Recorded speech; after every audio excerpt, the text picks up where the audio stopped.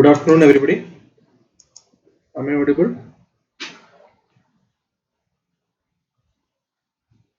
Hello, am I audible? Yes, sir. Okay. So we'll slowly start for the day. Okay.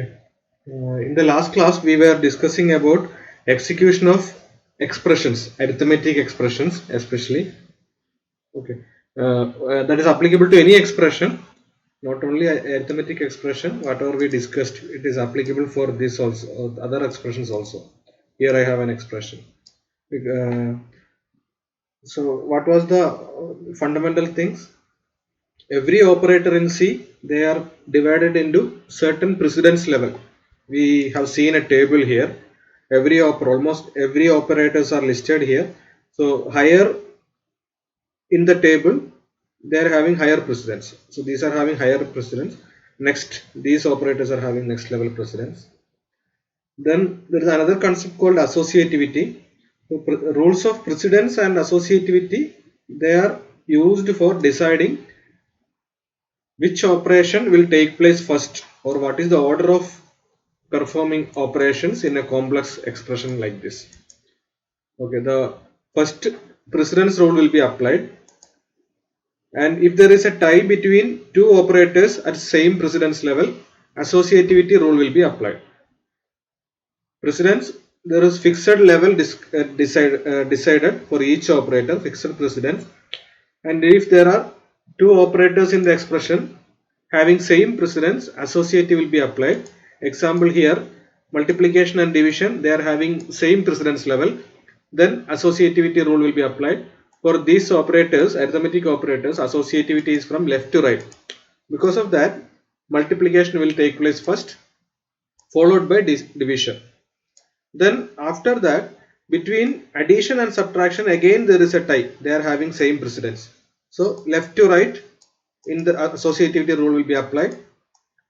Addition will take place first, followed by subtraction. So addition of A and result of this product multiplication will happen. And then this entire thing is taken as the left operand, and this is taken as the right operand, and the subtraction will take place. So last operation to take place is subtraction in this expression. Okay, first this multiplication, then this division, then the addition of A and result of this, and finally subtracting this one from this, because of applying left to right associativity between addition and subtraction. Okay, so this was the table most commonly used operators and their precedence. For having higher precedence, these three are having higher precedence than addition and subtraction. They are having higher precedence than these relational operators. Then the remaining relational operators, these are the four relational operators. Then remaining relational operators, logical and, logical or, assignment operators, direct assignment, shorthand assignment operators. Okay. Now we will go to next topic, that is type conversion. It is a small topic. Basically we discussed in many programs. Some kind of type conversion happens in an expression. In the area of triangle program we discussed in the last lab also, there was a type conversion. Okay, so whenever an operation take place in C, both the operands should be of same type. That is the basic rule. Whenever there is an operation taking place, both the operators should be of same type. Now, here in this expression, we are finding an operation which is having different types. This is an integer and this is a floating point number or real number. Now, in such cases, C programming language, how it is handled is, one operand will be automatically converted to the other, so that both will have the same data type. The type of one operand will be converted to another. So, and in which order, how that happens is, normally lower grade data type will be converted to higher grade. If you take the grade or grade of data types, real numbers or floating point numbers are of higher grade. So in this case, what will happen is 3 will be converted to floating point number. Basically, it will be 3.0. It will become 3.0.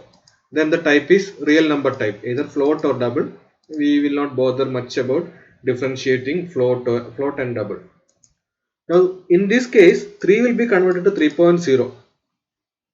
And then both these operands are same. That will take place. This is happening implicitly behind the scene. So we will not get to know. The compiler is taking care of the conversion. Now the result of this will be again a floating point number. Now next addition has to take place. In this case, integer is there. Here we have the result as a real number. This will be promoted. I can say promoted because it is the lower grade is converted to higher grade data type. So 2 will be promoted to real number. So 2.0, and the product of this will happen. Then finally the result of the whole thing, this part will be a real number. Then again it has to be added to a integer. So what will happen is this will be promoted to 7.0. This way the compiler will implicitly or automatically convert a lower grade data type to higher grade if there is an operation between a lower grade and higher grade. If you are specifying or there happen to be an operation between lower grade data type and higher grade. Finally, when the operation takes place, both the data type of both operands should be of same type. That is the requirement. Now, in this case, we are not worrying about what compiler is doing. We are worried about only the final result of it. So, since it is happening behind the scene, automatically taken care by the compiler, we call it as implicit type conversion. Okay. So far we have not done any explicit type conversion even in the triangle program. Finding the area of triangle, a plus b plus c all divided by 2 was given, and we were getting some error. And then what we did is one of the operand, the two constant operand, we converted into 2.0. Since it is 2.0, the numerator a plus b plus c, even though it was integer type, a, b and c are integer type, the result also was of integer type. Integer was getting promoted to real number. Then it was a division between real number to real numbers. So then there was no data loss, and we got the correct answer. If you remember in the last lab how we did the area of triangle problem correctly. If you don't remember, the video is there uploaded in the Google Drive. You can go and see. Okay. So such conversion is called implicit type conversion. Okay. So the other one which we do as a programmer, we specify that this is the conversion I want. This operand or data type should be converted to something else. That is called explicit type conversion. We will see that after a while. Okay. Now so implicit type conversion automatically done by the compiler. Conversion happens according to the rules of the language. So from which data type to which another data type, that is decided by the language. Typically, it follows a lower grade data type to higher grade. The character and integer operation is there. Character is having a lower grade because the size of a character is smaller. So it will be typically the size is one factor how this grading is happening. Then the precision is another factor. When the size is smaller, the precision or the range of value we can store is also smaller. So character is having lower grade compared to integer. Integer is having lower grade compared to floating point. Floating point is having lower grade compared to double, etc.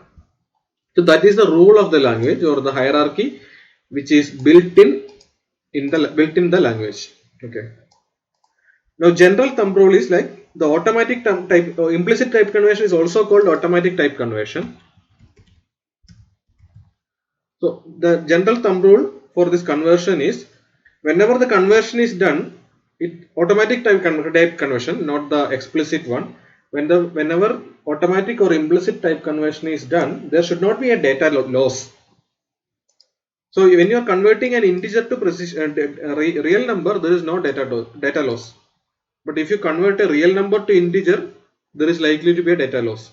Suppose that 2.7 was converted to integer, it will become 2. That means 0.7 is lost. Then our result is going to get affected. But if 3 is converted to 3.0, there is no data loss in fact. 3 and 3.0 magnitude wise it is same only. So that way the conversion is done in such a way that there is no data or precision loss for the data. Okay, there is data loss. There is no data loss or precision loss. Okay, clear? Implicit type conversion. Now I'm just taking again a refreshing slide. You must have seen this slide before. Size of character, assuming that it is a 16-bit machine, size of character is 1 byte. The range is this percentage %C we use, unsigned character. Short or integer, 2 bytes. Integer or short, both are 2 bytes. Next slide I'm going to show that hierarchy, the proper hierarchy followed in C. And before that I wanted to refresh you the relative size of different data types. Unsigned integer 2, long is 4, unsigned long 4, float is 4, double is 8, long double maybe 16. Okay, different compilers follow different this thing. This long double is 16 in my machine, but there is a hierarchy actually based on the size or the range of value we can store or the precision. There is a hierarchy. The lowest in the bottom of the hierarchy we have character, and then higher grade, it goes like that. Now whenever this automatic conversion is done by the compiler, we should roughly have an idea between whenever there is an integer and a floating point operation between integer and floating point, what is the conversion that is going to take place. Okay, roughly we should have an idea, and the hierarchy is portrayed here. Okay, whenever there is an operation between the short and integer, so whichever is in the higher one, that the conversion will take in that direction. Short and integer, the result will be of integer type. Short will be promoted to integer and the operation will take place between two integers. Whenever there is an operation between int and say float, see float is somewhere here, very much higher in the hierarchy compared to an integer. So whenever there is an operation between integer and float, this will be promoted to float. Whenever there is an operation between float and double, this is lower grade, this will be promoted to double and the operation will take place between two doubles. So this is the hierarchy of automatic type conversion or implicit type conversion. Done by the compiler, happens behind the scene. Okay.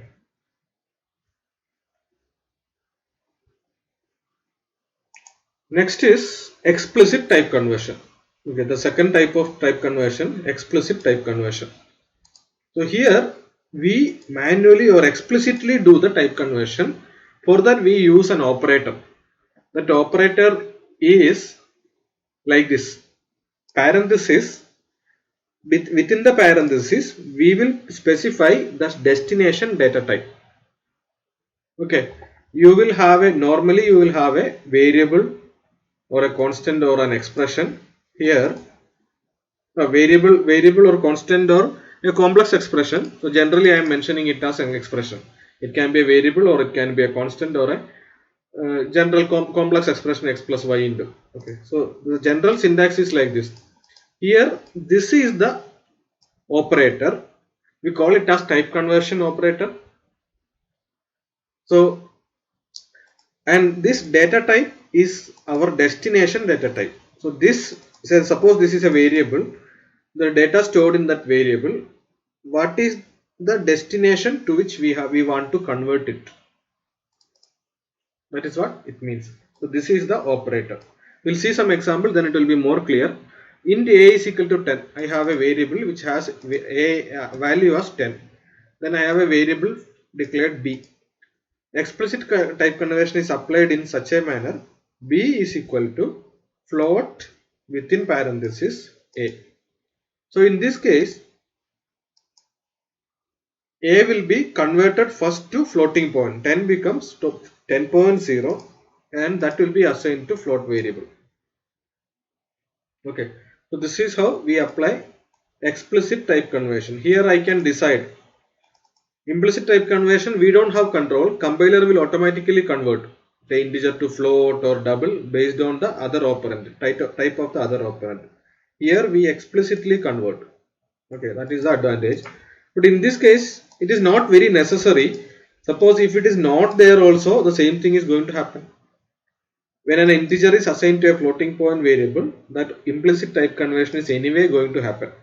If you want to be very explicit or convey to the reader of your program, okay, this is getting converted to floating point, you can explicitly do that, but here in this context it is not necessary.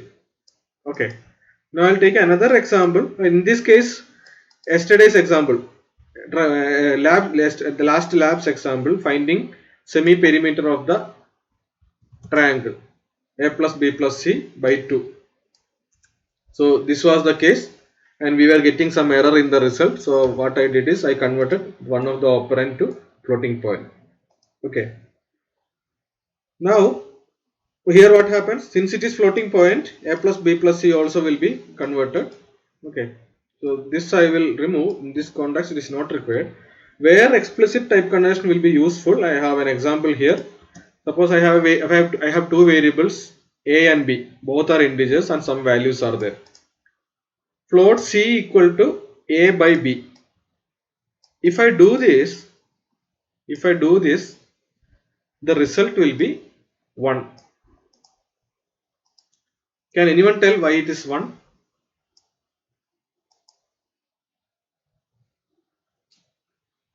This is an example where explicit type conversion is really useful. Here it is not required, just to show the syntax of explicit type conversion operator. I showed it. Even if we don't put it, automatically type conversion will happen. Can anyone say why it is 1.0 instead of 1? Instead of 1. Actually 5 by 3 is 1.66667. Why it is 1.0 instead of 1.66667? Based on all the discussions we had so far in the last week, doing area of triangle,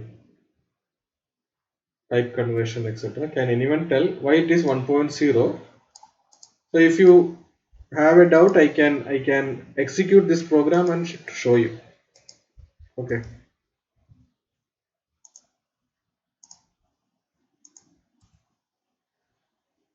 I'm going to print the value of c. Since it is floating point, I'll put f. Okay, c is of floating point type, I put s. I get 1.000 up to 6 precision. Anyone? Why it is happening?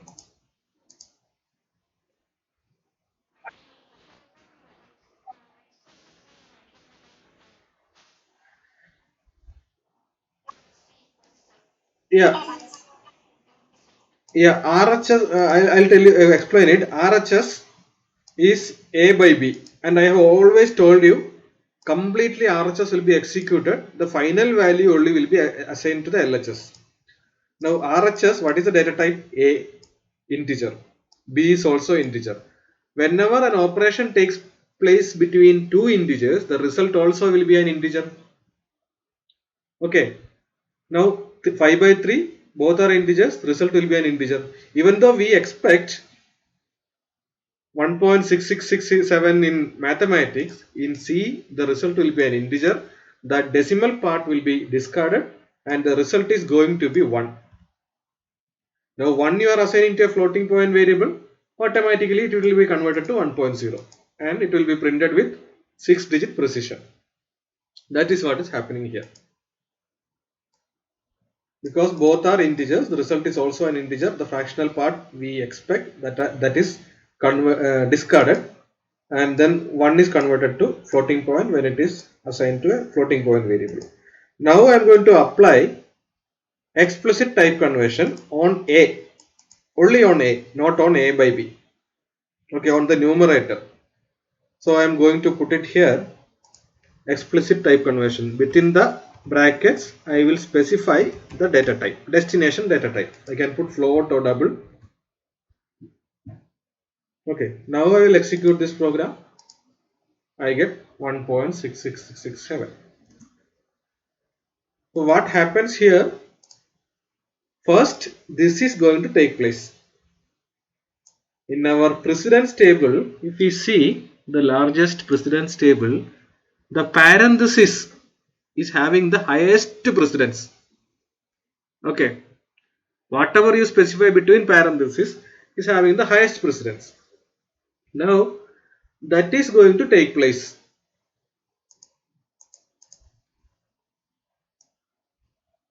Okay, so this operation is going to basically parenthesis here it is typecast operator, typecast explicit typecast operator. This is going to take place first on this. So this is A is now the value in A is now converted to floating point type. Now it is an operation between a floating point number and an integer. Integer will be implicitly promoted to floating point number, and the operation will take place between a floating point number and a floating point number denominator, and the result will be a floating point value. That means there is no data loss, it will become 1.6667 only. That is the RHS value computed will be assigned to a floating point variable, and we get the required precision. We don't have a data loss. So that is the use of explicit type conversion. So the syntax is within a parenthesis you specify the destination data type, to which data type you want the operand to be converted. This is the operand. Clear? Any question? If no question, we will here is some sample output statement, printf, syntax of printf statement, and hope you should be very thorough with scanf and printf, the rules, this format strings you have to use for each data type. Not plain many, character %c, integer %d, floating point %f. Okay, this much minimum, this much is required. And when you want to read a string, you use a set of character variables, we call it as a character array. Then you will have to use %s. So %d, %c for character, %d for integer, %f for floating point number, %s for string or a set of characters. At least this 4. And scanf syntax you should remember, printf syntax you should be very thorough with. So I have some scanf statement here, input statement. So normally it should be %d space %d, single space. Don't put /n, don't put, and before you should not put space. Between two format strings you should put space. After also you should not put space. This is the first input to the scanf function, which is a string, comma, to which variable you want to store the integer, to which variable you want to store the second integer, to which variable you want to store the third integer, preceded by ampersand. So everybody should be, without this you will not be able to write any program, okay, any of your lab program without knowing the syntax of scanf properly. And finally, once you get the result, you should be able to display using a printf. So don't put in scanf statements. Some students used to write like %n or space, etc. All the time, if only one is there, this much only, no other character, only one format string or only one variable you want to read. Don't put a space here, don't put a after. If more than one is there, you can put a single space followed by the corresponding format string. Okay, so with that we are stopping our topic, operators and expressions. Operators and expressions we are stopping. Now first unit, one more topic, major topic is remaining, algorithms and flowchart. I have shared the PDF, I guess. So that anyway we will cover it before the first test, but as of now it is not very important for us to learn the remaining topics. So that is a kind of independent or different topic, independent topic. So we will not dwell on that or discuss that at the moment. We will discuss it sometime later. Now we are going to take up the second major topic of Unit 2, that is conditional statements, condition and branching, decision making and branching statement, or it is also called conditional statements. Okay, decision making and branching statement in C. This is part of Unit 2 second major topic. Okay, the Unit 2 first major topic is also, it's about input and output statement, similar like printf, scanf, etc. in detail. So you already know the minimal printf and scanf and input which is required for most of your lab programs. So you will not worry about input and output statement at the moment. After covering decision making and branching statement, we will come back to algorithm and flowchart as well as input and output in C.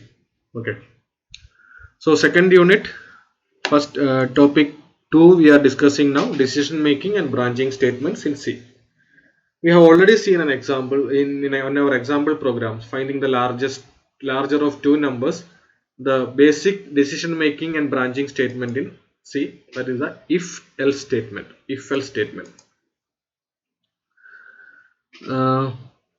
So these are the decision making and branching statements in C. One is if statement, another is switch statement, then conditional operator. There also it is kind of decision making and branching statement only. One condition was there, A less than B. If it is true, you do something. If it is false, you do something else. That format was there. Based on the decision made, either expression 2 was executed or expression 3 was executed. That way, based on a decision, different set of statements are executed. Okay. So you check for a condition. If the condition is satisfied, you do something. Otherwise, you do something else. Decision making and branching statements are used in such scenarios. Okay. It's not very complex to understand, but once you learn this, you will be able to solve a lot of problems. Okay. Now what we will do is, we'll directly go to, rather than discussing theory. I am also like slightly tired of discussing only theory. Maybe the last topic, operators and expression, most part of it was this theory only. I'll directly go to a program. Okay. What program I'll take for? Yeah, finding the absolute value of two numbers. I'll take this directly to the editor, code blocks editor. Yes. So okay. Now this program, what it is supposed to do is, why it is given 2 times, I can remove it. Okay, this program, what it is supposed to do is find the absolute value of an input integer. Absolute value.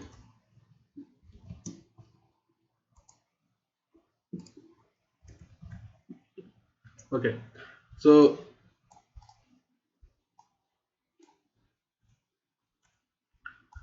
this much is clear for everybody, right? What I am doing, this program should, the input to this program is an integer, a positive integer or negative integer, and the output is absolute value of that number. Okay, so everybody knows what I have done so far, right? Anybody is having any doubt about this? What we are doing, we are asking the user to enter a number. Basically, I can specify explicitly enter an integer. Okay, so that user is not entering a floating point value. Okay, we are interested now only. So I ask the user enter a number. User enters, and that will be stored in variable num. After that, I am not doing anything. So the program automatically terminates. The program also not doing anything. Okay. So normally we will have a return statement, statutory return statement as a formality. Let it be there. Now the input part is variable declaration is done. Reading the input from the user is done. Now we have to do the processing of the input data to find the absolute value of the number entered.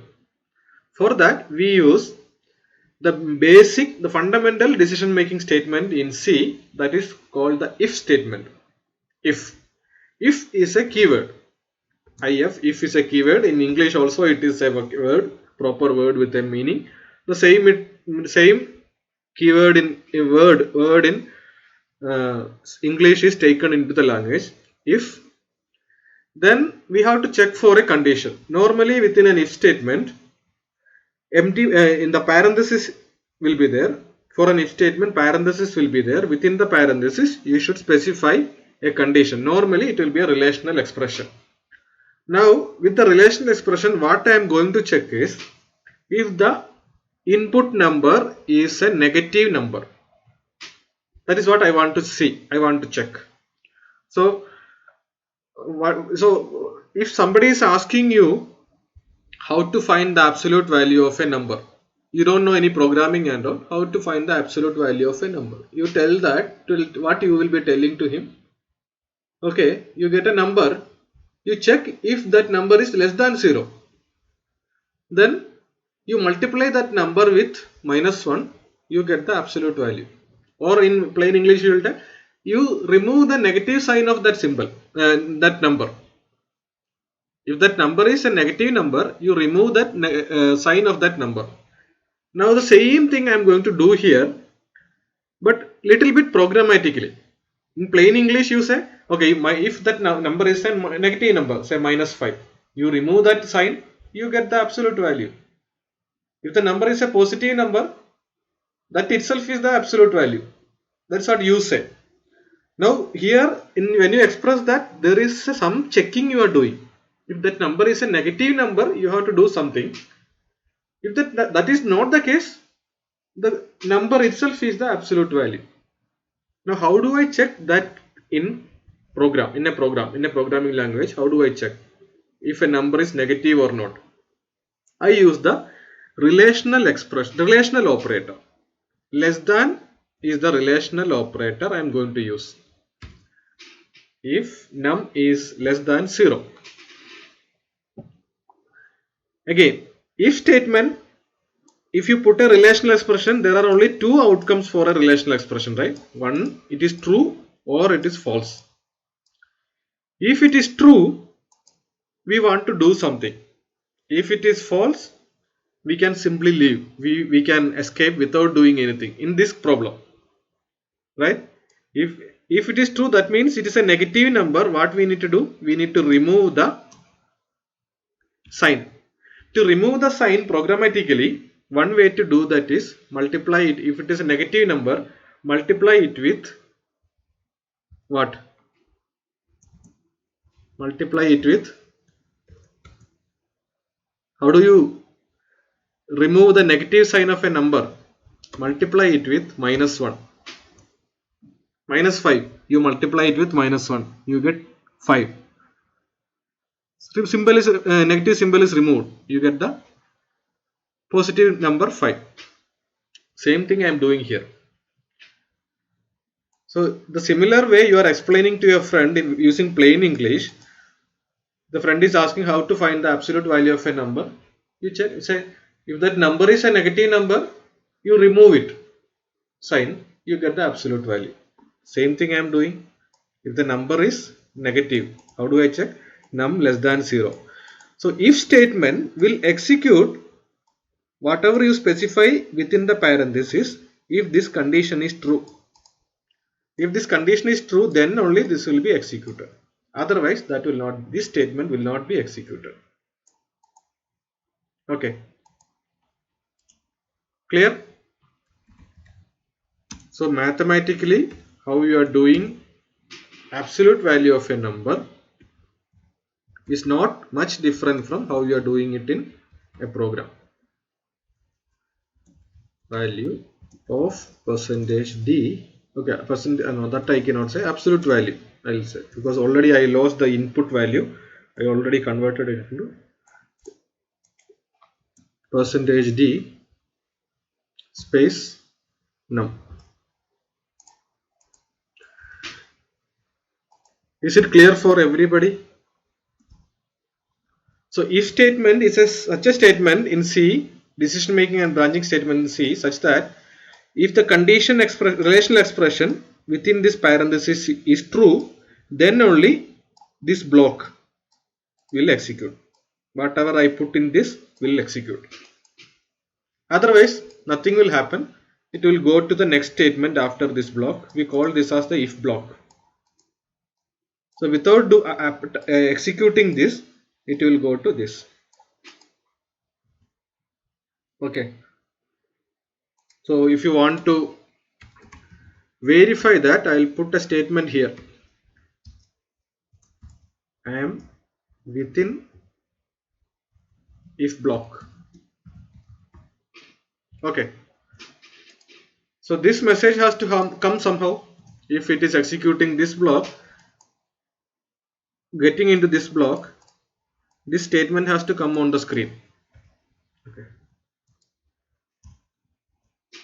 And also there is an expression. We will not come to know whether it is happening or not, but only the effect we will know when the value of the num variable is printed later. Okay.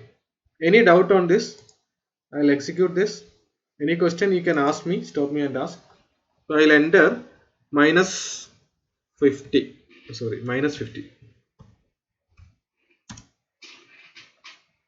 I am within if block followed by absolute value 50.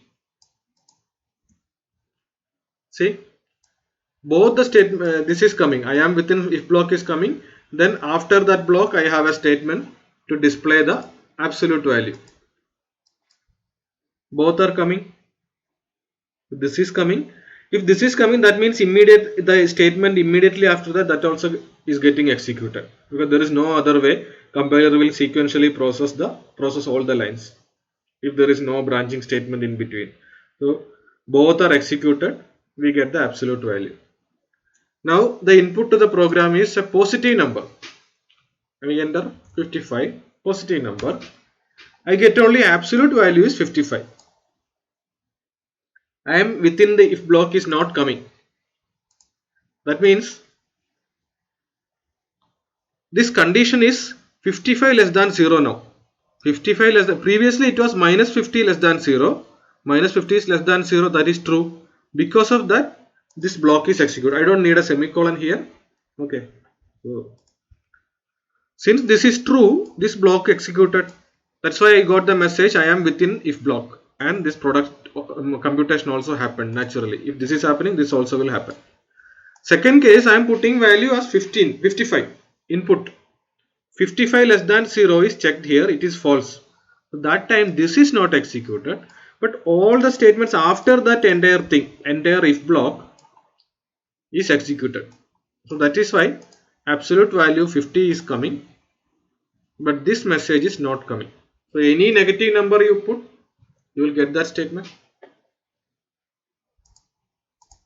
Any negative number you put, you will get I am within if block absolute value.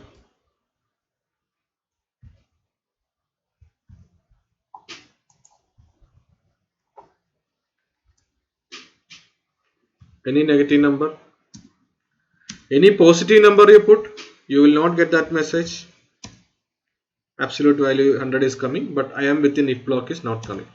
So this is the fundamental working of a decision making and branching statement. Here the decision is made. If it is true, here branching, I cannot say two branches are there, only one branch is there. Okay, if it is true, this will be executed, otherwise this will be bypassed. This will not be executed, and the execution will continue to the remaining statements. Basic form of a decision making and branching statement, or a decision making statement.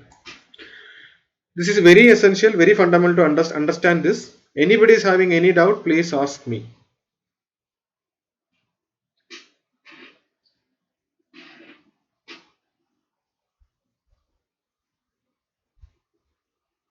Everybody understood this?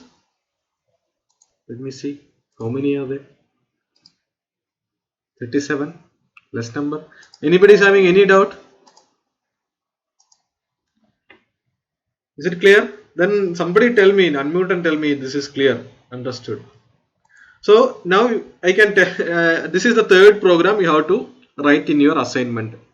First one was hello world, second was adding two numbers, third program to write in your assignment. You can take a snapshot of this if you want. So I will be keeping track of all these programs whichever I am assigning to you for writing in the assignment. If it is not there, you are going to lose marks. Third program.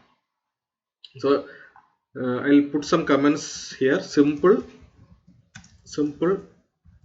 if statement.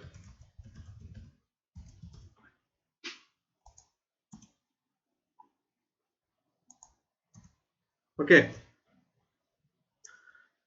Now we'll take the little bit complex form of the if statement. This is the simple if statement. If the condition is true, there is only a true part. If it is true, what to do? If it is false, what it does?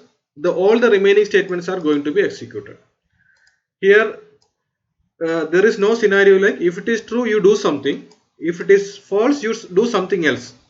Such a scenario is not there. Okay.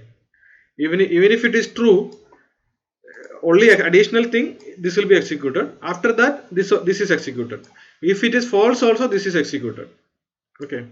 But I have a scenario like if it is false, I want certain other set of statements to be executed. For that we can use if else statement.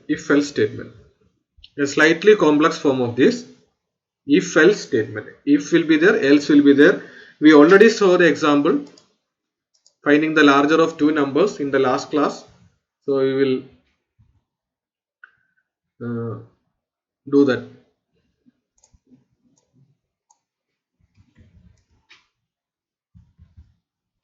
So I name it as larger nums. So I'll remove all these things.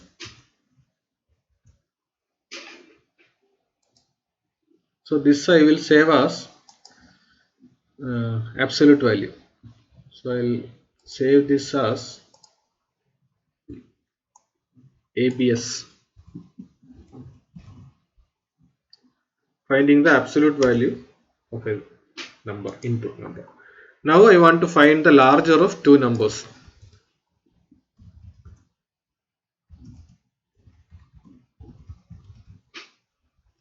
Okay, so for that I need two variables.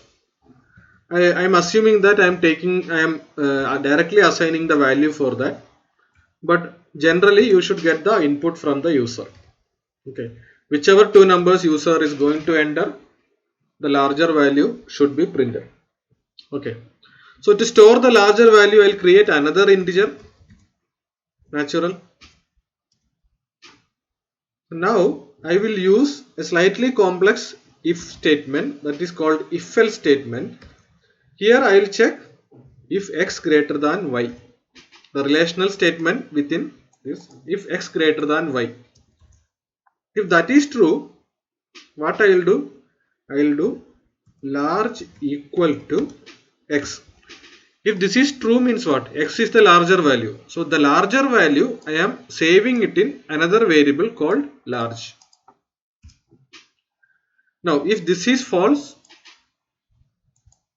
I want to do something else. If this is false, x greater than y is false. That means what?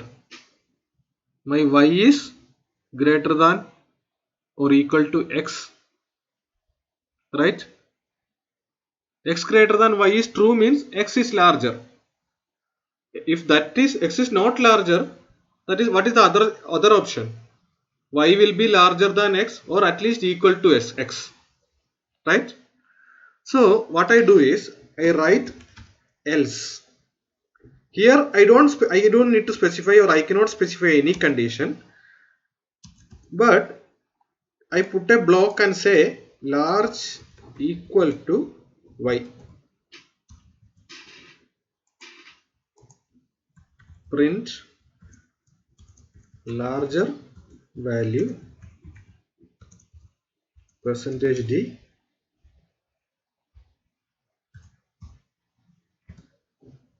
What I should put here? Can somebody say what I should put here?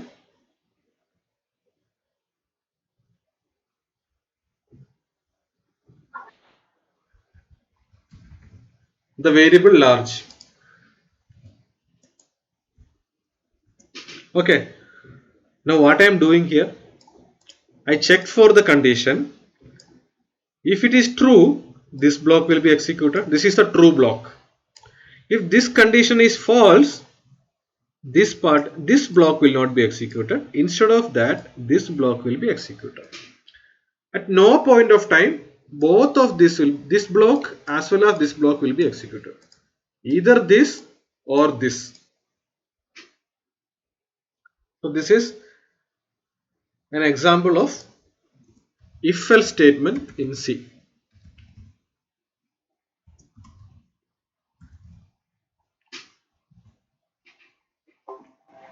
The general syntax you can see later in theory, but normally if follow in the parenthesis there is an expression and there is a true block as well as a false block or else block. So if this condition is true, then only this will be executed. If this condition is false, only this will be executed. In no case both these blocks will be executed. Okay.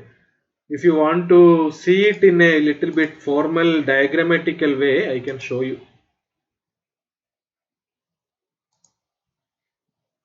This formally the syntax, general syntax of if-else statement is like this. Check for a condition. Here it is diagrammatically.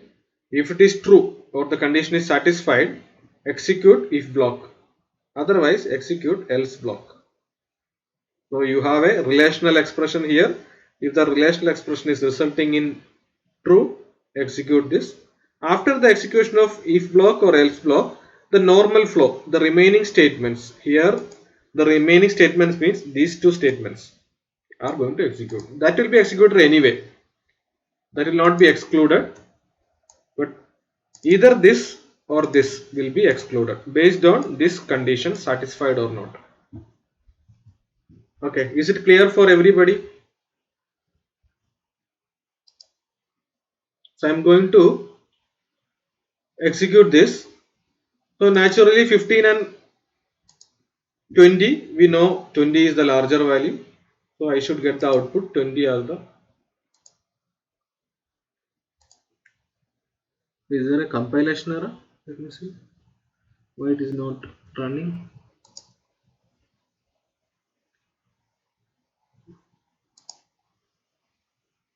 There is. Oh, okay.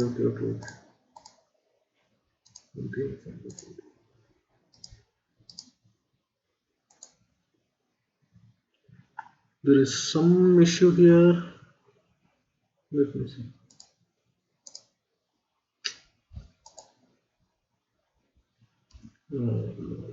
Something my code blocks environment it got somehow corrupted or something. Okay, let's see. Every time it.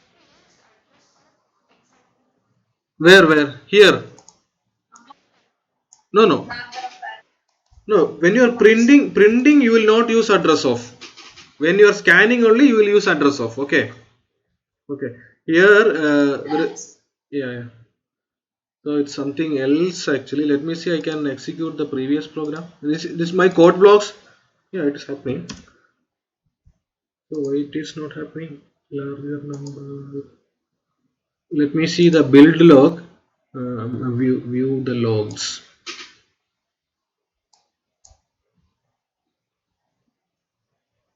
Oh, okay.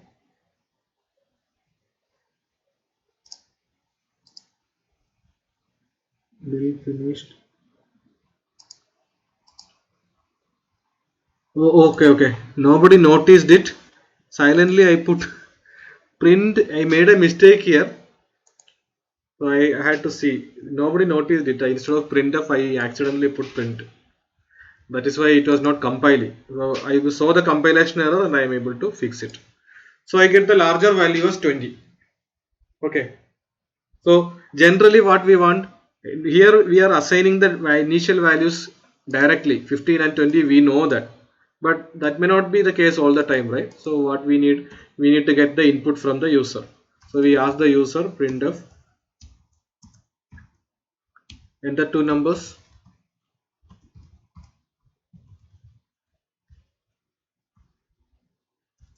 Then scan those two numbers.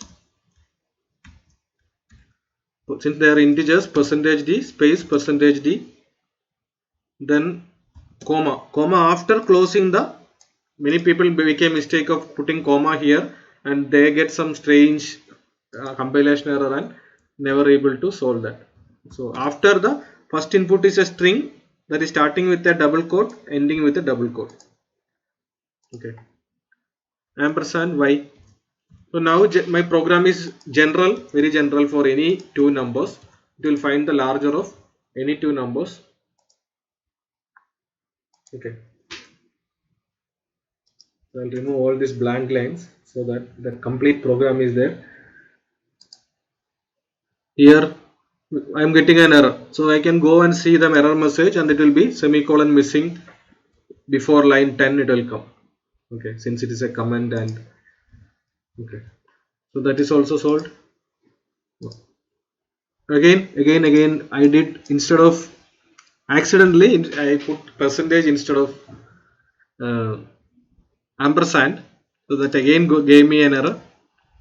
So I give 45 70, I get larger value 70. Again I execute, first number will be larger 56 10. So irrespective of the order of the number, I get the larger value of the two numbers. Okay, if I put same numbers also equal, there are only three possibilities. First number is larger, or second number is larger, or both are equal. If I put both, as of now I am printing larger value is 5 because it is correct only. Both are equal. If you, so one is larger, I say like it is same only. Both are larger here. Okay. Or I can put a condition, both are equal. That is another way of doing it. Okay. We need to, one more time we need to check. To say that here it is, we are interested only in the larger number. So even if both are equal, we will say one of them is larger. Okay. Both are larger in that case. So this is the large, or this is a program we can generally say to find the larger of two distinct numbers, whichever may be the input, in distinct integers. You put negative numbers. So okay. There is a problem. Yes, it is correct. -4. We are not looking at the absolute value. So -4 is larger than -6. So even this program works for negative number. Basically it checks whether x is greater than y. So -4 is greater than -6. So the larger value is -4.